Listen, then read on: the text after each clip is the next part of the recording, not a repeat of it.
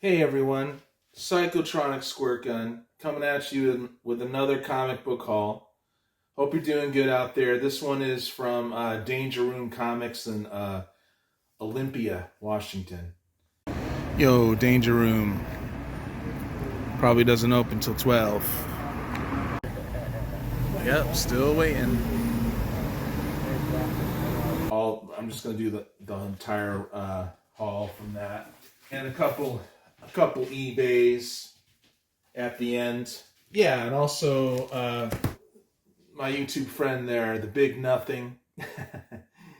If you could sub him up, he's a good artist and a great comic book lover. And he only has like 16 subs or whatever. So let's lift up everybody, right? Especially the channels that are a little more real. Anyway, so here we go. We'll go right into this. I don't know why I picked this up, man, but I did. I watched Rockin' Robbie, right? And I remember him making a big deal out of these 20th centuries. And then I got this out of the 50-cent bin. But I flipped through them. I don't know if it's for me. I might just... that's another number one. And they're not in near mint. They look great in the front, but the back, they're kind of jacked up. Number two. Yeah, 50 cents. They got a 50-cent bin there. So we're gonna go through the 50 centers. We're gonna go through those 50 centers. They're not filthy. So here's Superman and the Authority. I'm getting it. I've been reading slowly The Authority. I really dig it. I guess this is newer, right? So that's number 4. This is number 1. That's the variant. So I don't know if it's newer. I think Grant Morrison wrote it. I'm sure it's pretty good. But for 50 cents, I'm going to get it. I know this was newer. Legends of the Dark Knight, number 4. For 50 cents, I decided to pick that up. I bought the first one, and I didn't pick up this new Legends of the Dark Knight. Batman 115 for 50 cents. I dropped out of Fear State. I thought the James Tynion was pretty good up until a certain point, and it got really boring. So I do like to fill out the runs afterwards on the cheap. And speaking of that, Wolverine, number 13. I like Benjamin Percy sometimes as a writer, but he was kind of losing me. I haven't come back to Wolverine. Here's 14. Yeah, so that's what I got for 50 cents. The thing about Danger Room, sometimes I go there and, with the new comics, sometimes they're hot, like Void Rivals, number 1. It's a first print, and so I got 2 of them. And, most of the time that you don't see these, when they're hot, and then they're not hot like, a year later or whatever, but unless this takes off, I don't know. Void Rivals, number 2. And the variant, or I don't know which one's the variant, but I got those. And so now we're going to move on to the pickups. So I got this for $2, 1978. Chris Claremont wrote that, and Ernie Chan did the art, and I love that. It's pretty cool. I love getting the bronze and copper stuff on the cheap. I just love it. I think the covers on the whole I like better. Here's 1977 king size annual for only a couple bucks, I think, or maybe $3. Okay, so for $4, I got this Captain America 267. J.M. DeMatteis is one of my favorite writers, and he wrote that. And Mike Zeck does the art. And Mike Zeck was good then. He kept getting better, but I love these 60 cents covers. And I think that's a first appearance, too. the Everyday Man or something. 1981, The Incredible Hulk, $266, $4. You know, it's Bill Mantlo wrote it, and Sal Buscema drew it, and I collect those, so I do like the High Evolutionary, and that's a cool cover, so I decided to get that. From Epic Comics, and for $3, yeah, Epic was a quote unquote indie publisher, but it was actually Marvel. I don't know why they did that under Epic. Walter Simonson writes it. It's I don't know, it's jacked up here. I should have just, I don't know. I'll probably upgrade that. But, you know, I like the cover. It's pretty cool. Okay, here we go. X-Men 32. Andy Kubert art. I do collect those X-Men. That's from 1994. And 33. Another Andy Kubert.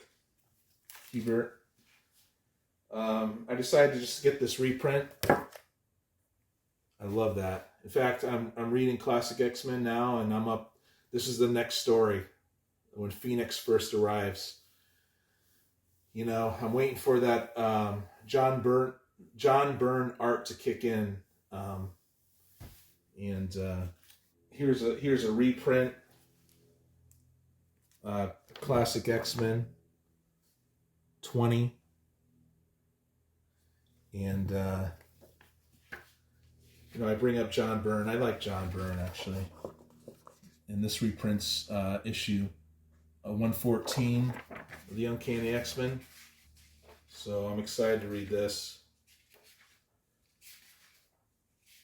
But, you know, I'm going to keep reading Uncanny X-Men straight through, man. It's pretty crazy when you think about it. But it's also a lot of fun. Pretty nice, right? So for $3, I got that. And I needed it. I have a lot of these classic X-Men's. I love them because they have additional stories that don't appear in the original. And so this has a backup with Storm in it, this backup story. Okay, moving on to Uncanny X-Men 230. 1988. I paid a little too much for that, but I go into the LCSs sometimes. I just do it, you know, just freaking do it. And I have a lot of fun doing it. And then sometimes I'm like, yeah, I did good here. I didn't do so good over there. You know how it goes. 236, 249. These are all Mark Silvestri. And he was good back then. Now he's incredible, but he was really good then too. And that's a newsstand. But we jump up to 1991 to 276, and I like the Jim Lee. I prefer the Jim Lee art from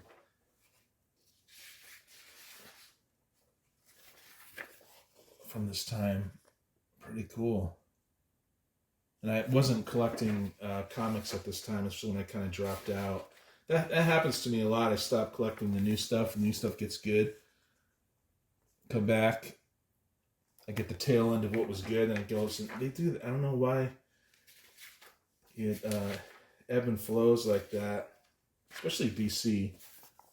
We're back with the good stuff, the classic stuff, and then it's like a year and a half later, it's gone already, you know. But cool, man. I'm digging this Jim Lee art. I guess he's known for his Wolverines, so that's why, you know. And Uncanny X-Men 312.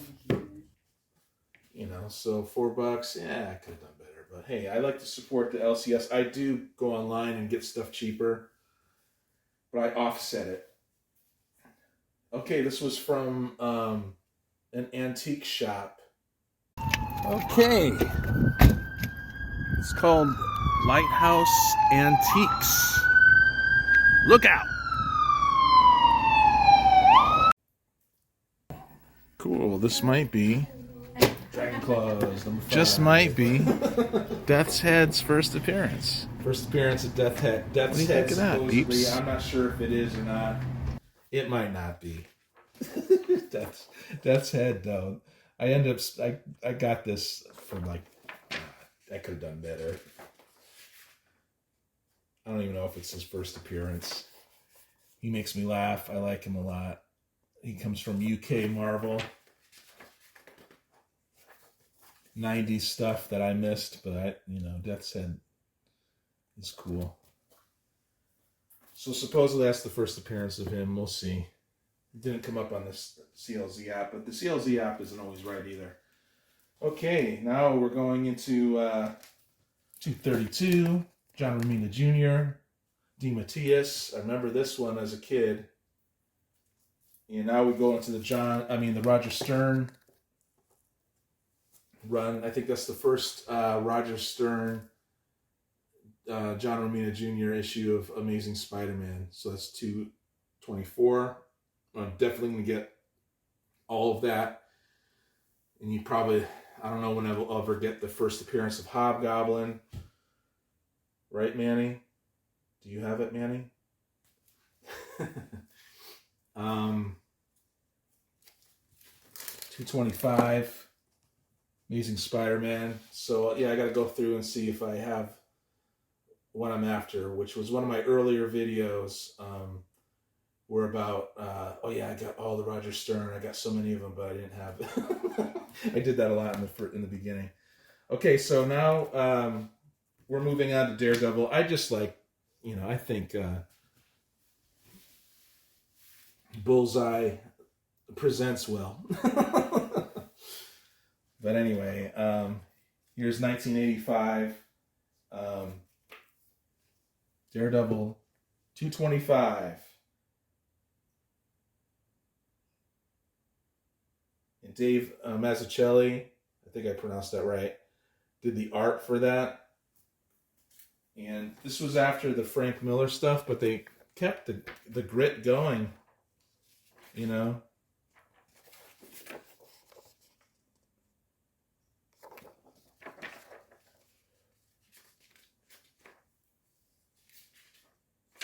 Pretty cool stuff.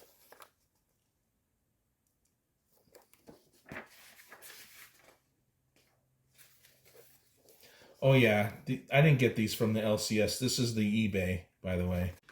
Yeah, so these are decent prices. The Amazing Spider-Man and the Daredevils. This is eBay purchases. See, that's really cool. I like that. The Vulture. It's cool when Daredevil takes on Spidey villains, I guess. Of course, they always lose, right? Which villains they should lose. Okay, same creative team, 220. Look at that, pretty cool cover there.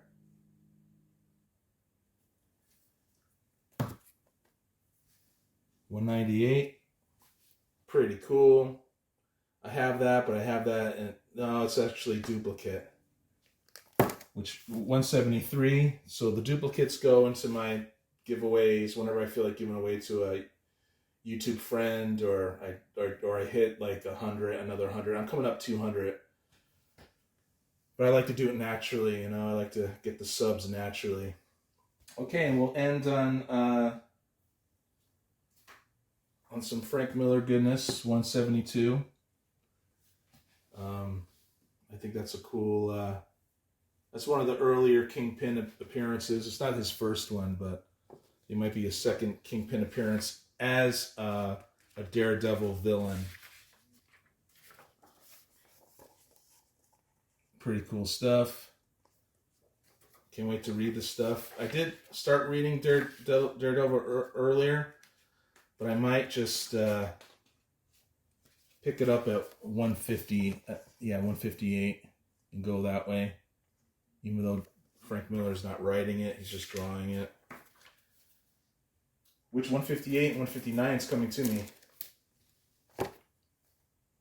There you go. All right, you guys. If you love this video, if you like this video, please check out my other videos. They're all similar. Please go into the description and click around there for other YouTube channels and links to me to say hi. And yeah, that'll do it, you guys. See you on the next one, and thank you so much for watching.